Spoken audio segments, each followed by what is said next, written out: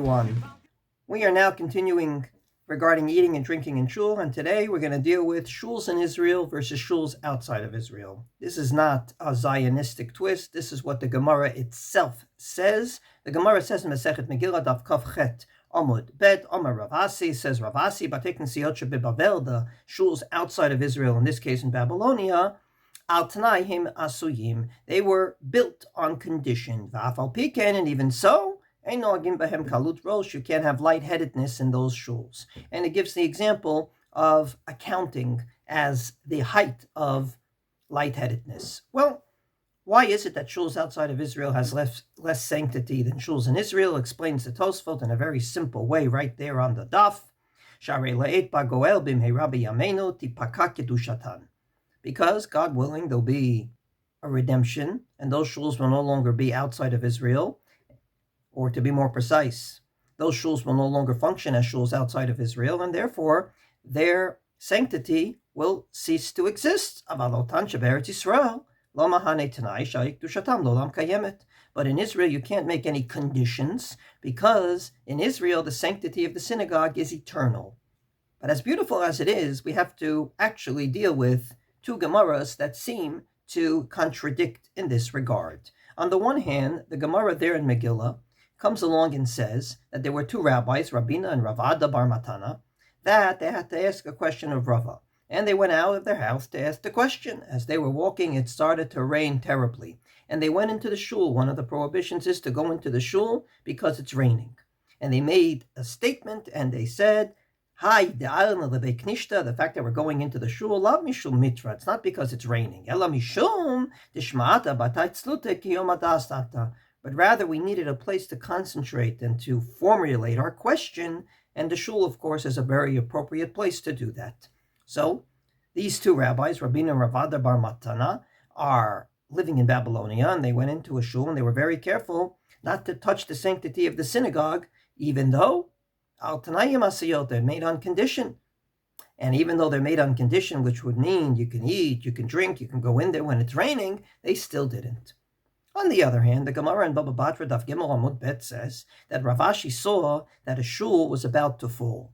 Its foundations were crooked. So therefore, Satre, he demolished the shul, the Ale Lefule Lahatam, and he brought his bed into there, and he didn't leave until it was fixed. So as we could see, he practiced this law and he slept in the shul, another prohibition of shuls, and he did so with his bed, no more, no less. So the question is, what is this Tanai? What is this condition that allows us to do things in shuls outside of Israel that we're not allowed to do in Israel? Rashi's position is exactly as the Gemara says. Al menachi yishtamshu bahen. When they make shuls outside of Israel, it's in order to use them for all the things they're not allowed to use the shul for, except for, as we said, accounting. Tosfot actually spells out the position of Rashi in Baba Batra. He says, Piresh HaKuntras explains Rashi, Ein ochlim bahem ve'en shotim bahem uveshel bavel utar. That not eating and drinking is allowed in shuls outside of Israel, and this is exactly what the Ran concurs with. That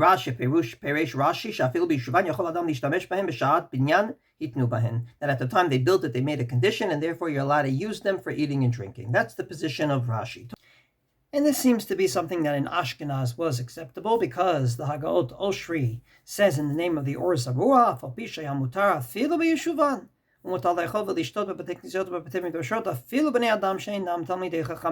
that even while they're standing, if it's a shul outside of Israel, you can eat and drink there. Tosfot totally disagrees with this position. If you recall, Tosfot said that those wonderful guests did not eat in the shul but in a side room, and says with the greatest respect, it cannot mean that you're allowed to eat there, but rather you're allowed to eat and drink there only when the shul is desolate. So you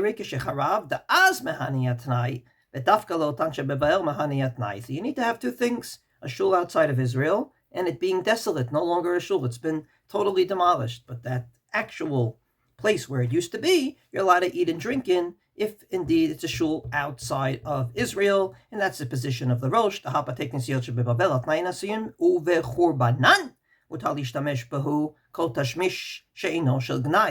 Only when they're desolate and they're totally destroyed can you use them. But if they're not totally desolate and destroyed, you can't use them. The third position is the Ran, a middle position. And he says that, based on the Ramban,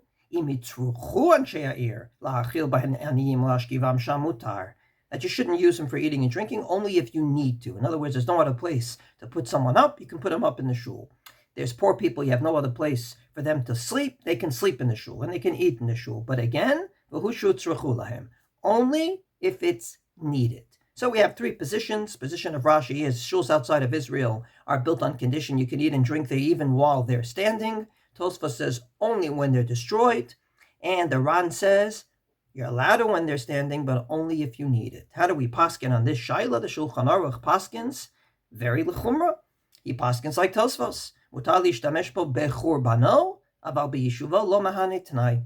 Only when they're desolate and only shuls outside of Israel. From this perspective, eating and drinking in shuls in Israel is out of the question. Eating and drinking in shuls outside of Israel, at least the way the Shulchan Aruch paskins, seems to also be out of the question as long as they're standing.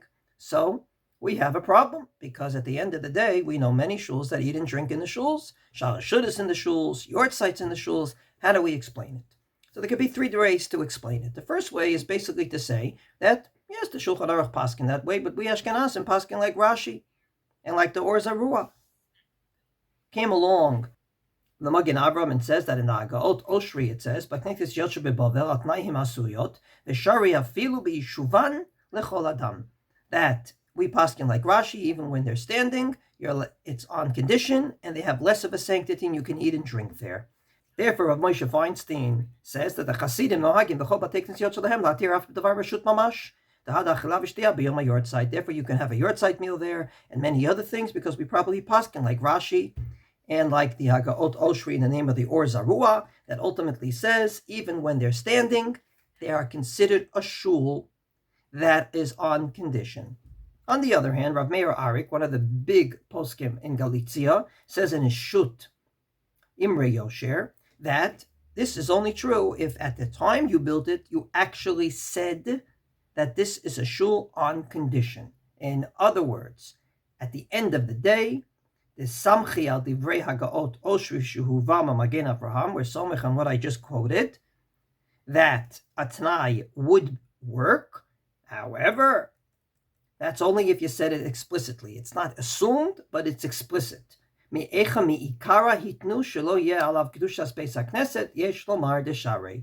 the beginning, when they built it, they say, we're building the shul on condition that it wouldn't have the full sanctity of the shul. And to add to this, a third opinion is a very strange opinion of the Sons of Rav, known as the Divrei Chaim from Sons, who comes along and says that all the shtiblach of the great tzaddikim, ein lahem din beis medrash kedushas beis hakneses. It was a place that we would call a Jewish center, but they also davened there, but it wasn't a shul.